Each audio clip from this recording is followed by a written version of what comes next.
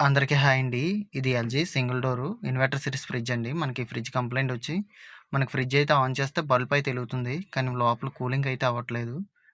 చూడండి మనకి కంప్రెసర్ కూడా స్టార్ట్ అవ్వట్లేదు. ఒకసారి మీకు బ్యాక్ కూడా చూపిస్తాను.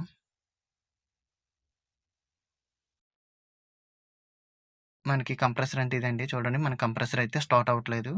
ఒకసారి మనం దీనికి సంబంధించిన పీసీబీ ఓపెన్ చేస్తే మనకి పీసీబీలో 6 టైమ్స్ ఎల్ఈడీ బ్లింకింగ్ అయితే చూపిస్తుందండి.